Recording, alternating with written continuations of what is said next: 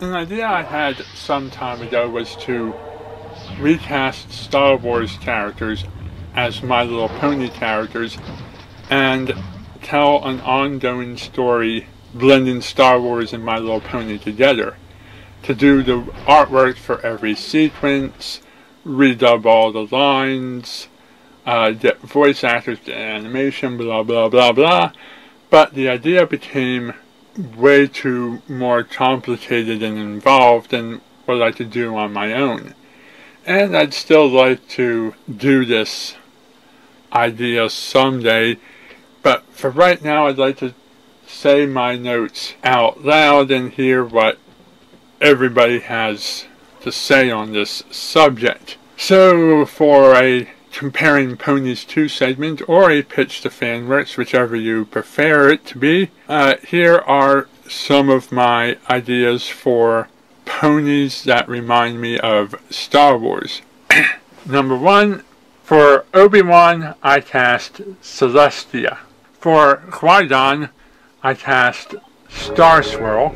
Queen Amidala, I have the Duke of Mauritania. For R2-D2 and C-3PO, I have Pinkie Pie as R2 and Rarity as C-3PO. Jar Jar, I have Snails.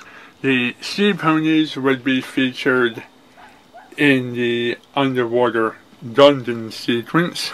And Boss Nass, I have the character that the fandom calls Puppet Strings. That's the puppet master that looks kind of like Snips, sort of.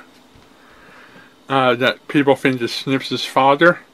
For Chancellor Palpatine, or the Emperor, I have Lord T-Rex. For Anakin, I have Princess Luna, and Nightmare Moon for Darth Vader. Watto would be replaced by Flim Flam, and the members of the Jedi Council would be ponies from G1, G2, and G3. Yoda would be Zatora. Mace Windu would be Firefly. The Heartswarming Eve ponies would also be used for members of the Jedi Council. You know, like Puddinghead and Smart Cookie and so forth. The Old Republic Chancellor who gets voted out and replaced with Palpatine would be Megan from G1, and the Droid Army and the Trade Federation characters would be the Changelings and Queen Chrysalis. And Darth Maul I haven't figured out yet. Jango Fett, we would have Trixie, who would eventually also play Boba Fett. Big Matt and Granny Smith for Baru and Owen Lars, and Applejack for the eventual Luke Skywalker. Princess Twilight to be Princess Leia, although I could also do Applejack as Princess Leia and Twilight Sparkle as Luke Skywalker. Either way could work. I mean, one's a farmer, the other's a magic user. Luke has to be both. Leia's a princess, but she's also tough.